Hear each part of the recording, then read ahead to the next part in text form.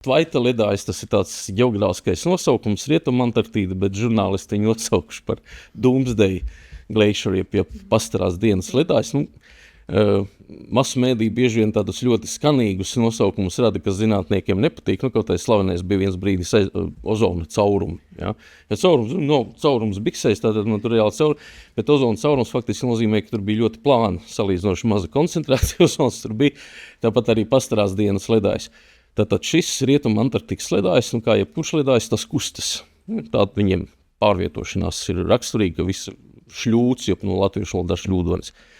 Bet Tvaita ledājs Rietumantarktīdā pēdējie tie gadi, praktiski 10 gada, parāda tendenci pieaugošu, ka tas kustās arvien ātrāk un ātrāk ledus masas pārvietojas.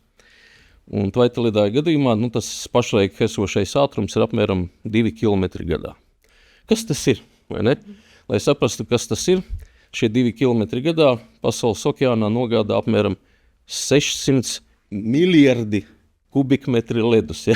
Kas ir miljards? Ka līmenis var ūdens celties. Jā, jo šeit ir tā miljards, cilvēkam man nekad nav bijis bankas kontā miljards, pieļauju, ka citiem arī nav, bet lai varbūt saprastu par to miljardu, jo mums ir A4 formāta lapas, jā, tas ir apmēram 1/10 milimetra. Ja mēs saliekam lapas vienu virs otra 1 miljardu, tad mums lapiņu staps 100 km augstumā. Ja, tas ir augstāk nekā satelīti pašlaik lido kosmosā. Tātad 1 miljards, un tur ir 600 miljardi. Tātad milzīgs sasalušu ūdens daudzums, kas nonāk okeānā, un tur ir 2 efekti. Pirmais, šis ledus izkūst, un ja viņš pirms tam bija sasalis iekonservēts, tas nonāk pasaules okeānā. Otrs, ledus ir uz sauszemes, un tad, kad viņš nonāk ūdenī, viņš arī izspiež ar savu masu, un tā kā mēs zinām, ja mēs kaut ko iegremdējam ūdenī, tas kā saka, pilnā vannā pašam līs nevajag, citādi līs pār malām, ja? Tad lūk šo pastarās dienas ledāju zinātnieki, kāpēc viņiem nepārāk patīk, tāpēc, ka pat pilnīga ledāja sabrukšana jau par to prognozē. Tas ātrums, ar kādu viņš aizvien ātrāk kustās, varētu novest pie tā, ka viss ledājs pēkšņi kolaps iestājas, jeb sabrūk, un viss šī ledus masa nonāk pasaules okeānā.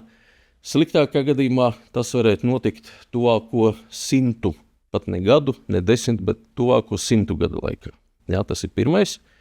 Tad nav tā, ka pastarā diena jau pienāks rīt un vajag iet no bankas konta ārā. Terēt, ka vēl var paspēt. Ja pastarā diena pienāks, tad jau vairs bankas konta naudā nebūs vairs nekāda seguma. Tagad vēl var paspēt, jā. Bet otra lieta vēl ar šo Doomsday Glacier vai pastarās dienas ledāju, ka pat pilnīgs kolaps izraisīs nepilna metra ūdens līmeņa celšanos.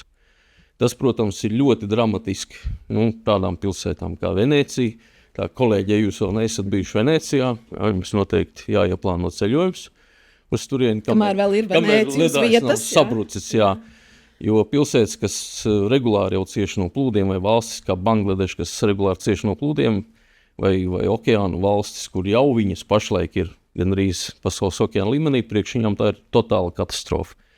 Ja mēs skatāmies kopumā, piemēram, Latvijas teritorija, mums ir pilsētas, kuras vairāk apdraudētas, ieskaitot galvaspilsētu. Jā, bet Daugavpils, jā, paldies Dievam, jā, mēs rulējam, mēs esam pietiekami augstveres jūras līmeņi, tas mums tiešā viedē neatieksies, bet ir citas problēmas. Tā kā jā, pastarās dienas ledājs, tā viņš tiek formulēts, ka tā sabrukšana, tas kolaps, viņš iezīmē tādu neatgriezenisku momentu, jā, kad tā klimata mašīna, kas mums bija pierasta, kas darbojās, kas noteica klimatu globāli, ka tā vairs nefunkcionēs.